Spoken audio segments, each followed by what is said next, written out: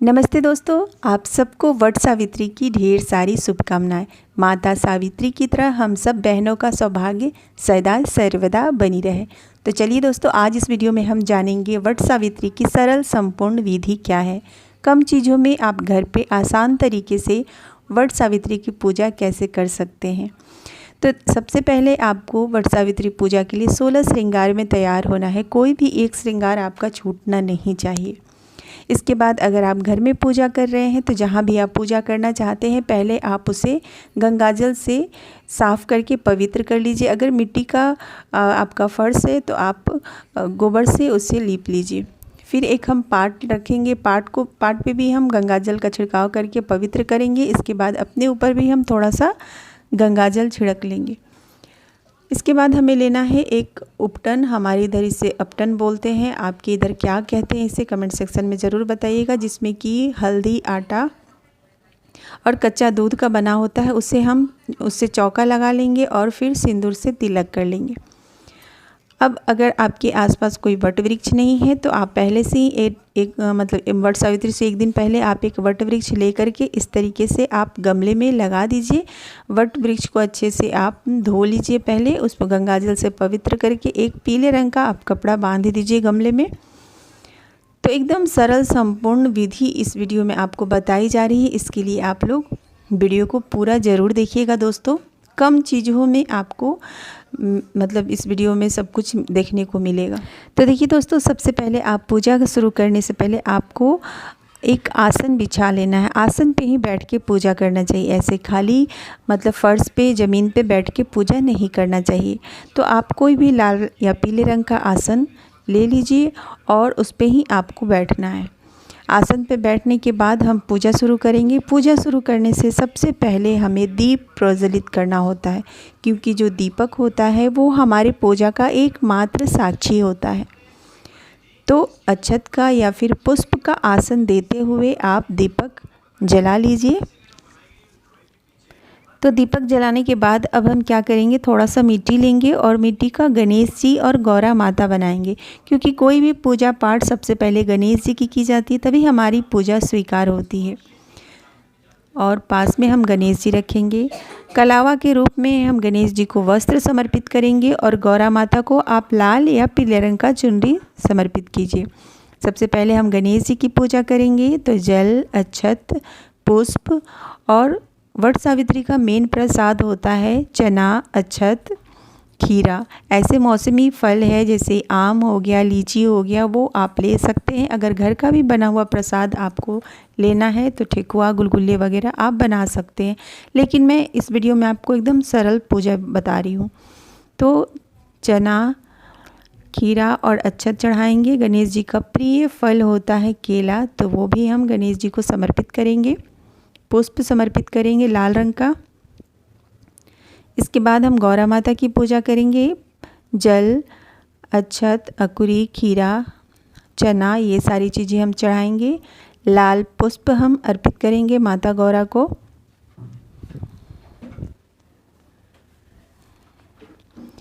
इसके बाद हम सिंदूर अर्पित करेंगे। तो सबसे पहले सिंदूर हम गणेश जी को चढ़ाएंगे। 5 बार सिंदूर चढ़ाएंगे गौरा माँ को। ये सब बोलते हुए जब 5 बार चढ़ा ले तो फिर यही उंगली से अपने मांग में भी सिंदूर लगाएंगे और पति की लंबी उम्र के लिए माता पार्वती से प्रार्थना करेंगे। और देखिए ये है, इसे हर जगह अलग अलग नाम से, हमारे इधर इसे अप्पे बोलते हैं। हल्दी गेहूं के आटा का रहता है, इसे लगाना काफी ही शुभ होता है। तो यहाँ पे देखिए सबसे पहले 5 पत्ते में हम लगाएंगे। आपके इधर इसे क्या बोलते हैं कमेंट सेक्शन में जरूर बताइएगा।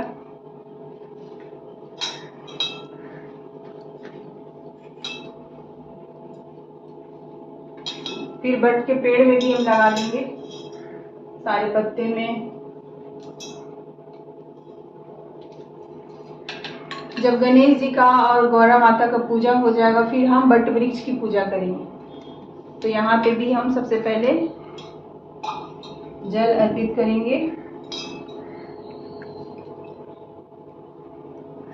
अक्षत, पुष्प, पीला पुष्प ज़्यादा अच्छा रहता है क्योंकि ये ब्रह्मा विष्णु महेश जी का वास होता है वट वृक्ष में। तो पीला पुष्प अगर मिले, उसमें भी कनेल का अगर पुष्प मिल जाता है तो और भी अच्छा है। फिर हम खीरा चढ़ाएंगे, मिश्री। जब सब हो जाए तो फिर हम माता गौरा को सुहाग की सामग्री चढ़ाएंगे। जितनी भी आप सुहागन महिलाओं को सुहाग की चीजें देना चाहते हैं उतना आप यहाँ पास में रख लीजिए। इसमें कुछ दक्षिणा भी डाल दीजिए। तो यहाँ पे हम दक्षिणा भी देंगे। अब काफी लोग सवाल करते हैं कि दीदी ये दक्षिणा किसको देना है। तो देखिए, अगर कोई पुरोहित है तो आप उनको दे सकते हैं, नहीं तो किसी भी सुहागन महिला को ये सारी चीजें आप दान कर सकते हैं। अब हम पंखा की पूजा करेंगे। पंखा पे भी सबसे पहले हम ये सब लगा दें।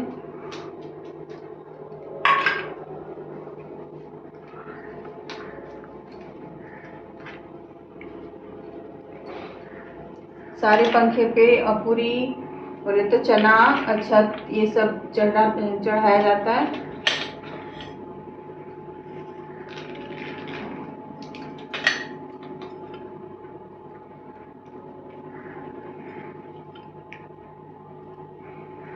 जो भी मौसमी फल है, जैसे कि अभी गर्मी के मौसम में वट सावित्री होता है तो आप लीची, आम वगैरह जो भी मौसमी फल है ये सब आप चढ़ा सकते हैं।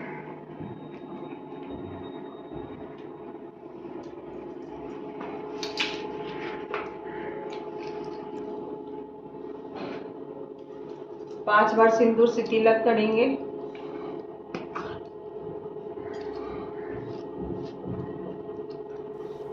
अगर आप पहली बार वट सावित्री का व्रत कर रहे हैं और विधि आपको बिल्कुल भी पता नहीं है तो इस वीडियो में आपको एकदम सरल संपूर्ण विधि बताई जा रही है। दोस्तों, ये है सिनहोरा। जहाँ भी आप वट सावित्री का व्रत करते हैं वहाँ आप सिनहोरा अवश्य रखिए, क्योंकि जो सिनहोरा होता है वो हमारे सुहाग का प्रतीक होता है। तो आप सिनहोरा अवश्य रखिए और इस दिन सिनहोरा से ही सिंदूर लगाना काफ़ी शुभ होता है। दीपक दिखा लेंगे। दीपक दिखाने के बाद हाथ जोड़ करके हम माता सावित्री से, ब्रह्मा विष्णु महेश से, यमराज से अपने सुहाग की लंबी आयु के लिए प्रार्थना करेंगे। और जब पूजा वगैरह हो जाए तो हमें अब लास्ट में कलावा बांधना है। कलावा कितने बार बांधना है तो 7 बार 11 बार आप कलावा बांध सकते हैं। देखिए दोस्तों, जब भी आप कलावा बांधते हैं तो एकदम आराम से बांधिए, क्योंकि धागा बांधते समय ना ही तो धागा टूटना चाहिए और ना ही तो धागा उलझना चाहिए। इसलिए एकदम आराम आराम से आपको फेरे लेना है और हर फेरे में अपने पति की लंबी उम्र, संतान सुख, संतान प्राप्ति और घर में सुख समृद्धि के लिए भगवान से प्रार्थना करना है। मन में एकदम मतलब पति का नाम लेते हुए अपने पति की लंबी उम्र की कामना करते हुए हम 7 या 11 फेरे को पूरा करेंगे। तो जब हम फेरे ले लेंगे, जब हम परिक्रमा कर लेते हैं, उसके बाद हम क्या करेंगे, 5 बार जल से आचमन कर लेंगे। और जो पंखे पे प्रसाद रखा है ना, कुछ प्रसाद हम वट सावित्री के पेड़ के पास रख देंगे। आप लोगों ने पिछले सवाल भी पूछा था कि दीदी पंखे पे जो प्रसाद रखते हैं उसका क्या करें। तो कुछ प्रसाद आप वट वृक्ष के पास ही प्रसाद चढ़ा दीजिए और सब प्रसाद आप घर लेते आइए। पंखा पर से जो भी प्रसाद है वो हम नीचे रख लेंगे और फिर इसी पंखे से हमें हवा भी देना होता है। अगर आसपास कोई वट वृक्ष है तो आप वहाँ पे ये प्रसाद चढ़ा दीजिए, नहीं तो आप घर में भी अगर आप कर रहे हैं तो इस प्रसाद को घर में चढ़ाए रखिए। और जो प्रसाद आपने वट वृक्ष के पास चढ़ाया है ना, वो गौ माता को अगले दिन आप खिला दीजिए। तो इस तरीके से हमें पंखे का हवा मतलब देना होता है वट सावित्री के दिन। जब पंखा से हम हवा दे दें, फिर हम वट वृक्ष की गला मिलते हैं। इस तरीके से 5 बार गले मिला जाता है। ऐसा मतलब करना काफ़ी शुभ होता है।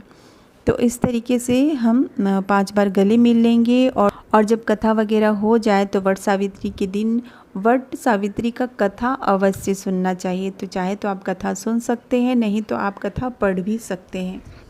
मोबाइल में भी आप कथा सुन सकते हैं, नहीं तो अब तो मार्केट में इजीली मिल जाता है वट सावित्री का बुक, तो आप कथा घर में स्वयं पढ़ भी सकते हैं। इसके बाद पूजा में हुई गलतियों के लिए हम भगवान विष्णु से, यमराज से, माता सावित्री से हाथ जोड़ करके क्षमा मांगेंगे और अपने सुहाग की लंबी उम्र की प्रार्थना करेंगे।